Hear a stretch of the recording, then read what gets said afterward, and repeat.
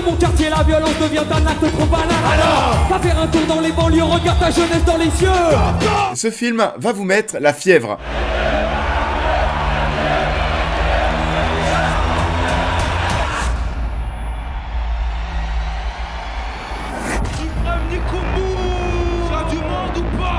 Bonjour à tous, j'espère que tout le monde va bien. On se retrouve en ce début de semaine pour parler d'un nouveau film d'actualité. Il sera question aujourd'hui de Suprême. C'est vrai que la semaine passée a été très majoritairement marquée par le trailer de Spider-Man. On reprend les critiques d'actualité, c'est parti. Suprême, et bah on en parle. Suprême est réalisé par Audrey Strugo et porté par Théo Christine et Sandor Funtek. 1989, dans les cités déshéritées du 9-3, une bande de copains trouve un moyen d'expression grâce au mouvement hip-hop. Après la danse et le graphe, Joey Starr et Cool Chain se mettent à écrire des textes de rap imprégnés par la colère. Leur rythme et leurs textes révoltés ne tardent pas à galvaniser les foules, mais aussi à heurter les autorités. Quelle chance d'éviter la France. Dommage que tant de gens passent trop d'incompétents. Dans l'insouciance générale, les fléaux s'installent normal. Alors Suprême, c'est vrai que c'est un film que j'attendais pas mal, même si la com, à mon sens, a mis un petit peu de temps à se lancer. Pour tout vous dire, j'ai découvert l'existence de ce projet assez tard. C'est un biopic où l'on revient sur les origines, la jeunesse du groupe NTM.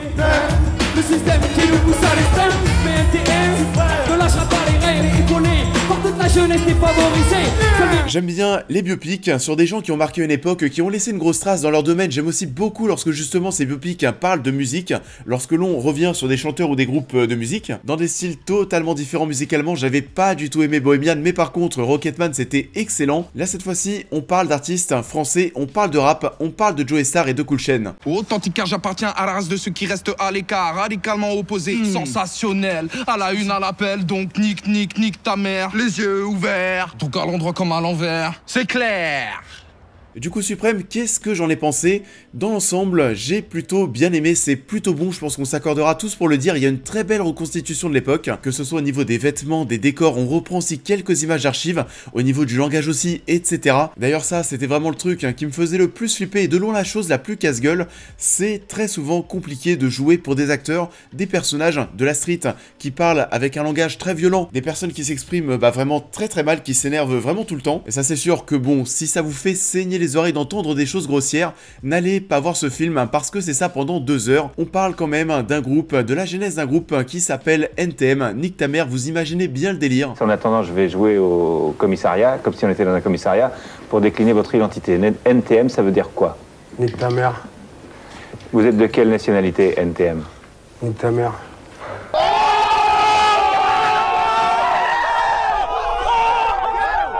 Mais yes, j'avais très peur du jeu d'acteur de ce duo principal, là pour interpréter Joey Starr et Cool Chain, et merde, ça fonctionne super bien vraiment. C'est vraiment très cool, c'est un projet de très longue date. J'ai vu le film la semaine dernière au Grand Rex, et justement la réalisatrice ainsi que l'équipe du film étaient là.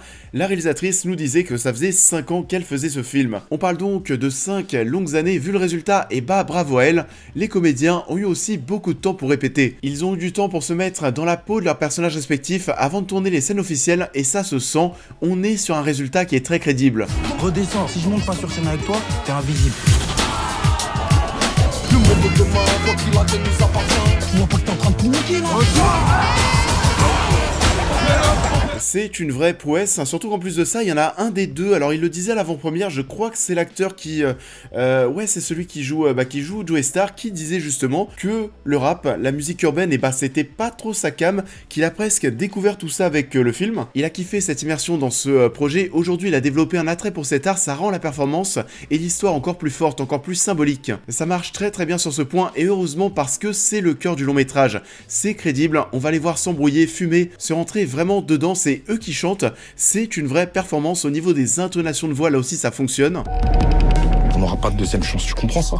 Aujourd'hui c'est nous, demain sera un autre. Il fallait le faire pour réussir à retranscrire le côté bestial qui se dégageait des deux hommes, avoir cette énergie presque flippante que l'on voyait avec les deux rappeurs. Il y a aussi une certaine tendresse qui se dégage de cette histoire, c'est pas que brut de décoffrage, il y a certaines touches d'humour qui vont marcher. Quand je dis que c'est tendre, parfois, alors c'est très dur, mais on va ressentir de l'empathie pour le personnage de Joey Starr par exemple, de l'empathie par rapport à ses relations avec ses parents. Tu crois pas que tu me fous la honte avec ton nique ta mère partout là?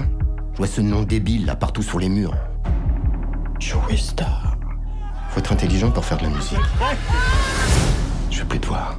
Tu veux plus me voir, mais pour ça t'es mal barré, je te le dis. Ça rend le personnage très attachant, t'as envie de le voir réussir, prendre sa revanche sur la vie. Ça va être un film aussi qui va être assez politique, parce que oui, on est là pour parler en gros de la naissance du mouvement hip-hop en France, du moins de sa mise en avant, de ce coup de projecteur qui a été apporté par NTM. Forcément, ça a fait parler. On avait ces deux personnes qui ont voulu bouger les choses, bouger les politiques, pour aider les jeunes qui vivent dans des conditions déplorables. C'est mis en avant dans le film, ok, après j'avoue, c'est pas forcément ce qui est traité le plus en profondeur, c'est dommage.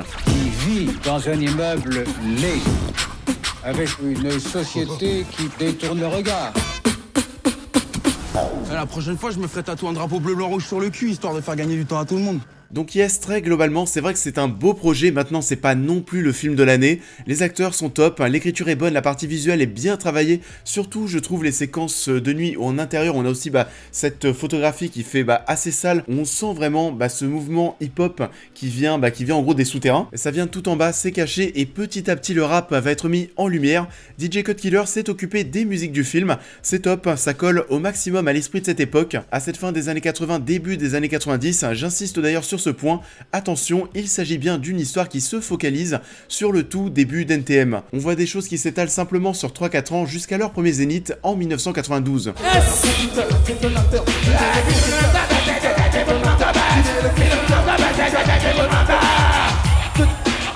Vous l'avez donc compris, j'ai globalement apprécié Suprême. C'est une très belle proposition française, faite avec le cœur et ça se sent clairement. J'espère que le film réussira à tirer du monde en salle parce qu'il le mérite. J'avoue que j'en ai un petit peu peur parce que j'ai pas trouvé la com autour du projet si folle que ça. Après faut dire que je tourne cette vidéo un petit peu en avance avant la sortie officielle.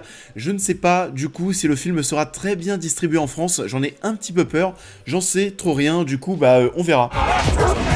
Il y a un vrai problème avec les jeunes de banlieue qui se sentent rejetés. Il y a quand même votre nom, vos textes, serait peut-être pas un peu plus judicieux? Essayer d'éteindre l'incendie. Mais ramasse ta question. Le monde de demain, quoi qu'il advienne, nous appartient. La puissance est dans nos mains, alors écoute ce refrain. Ça en est tout pour cette critique, j'espère qu'elle vous aura plu comme d'habitude. Je vous invite à la liker, à la partager, à me dire en commentaire ce que vous avez pensé de l'œuvre en question, à me suivre sur l'intégralité de mes réseaux sociaux pour plus de news et réactions à l'actualité, mais aussi à devenir membre soutien si vous souhaitez soutenir mon travail, et on va se retrouver très vite sur la chaîne pour cette prochaine critique.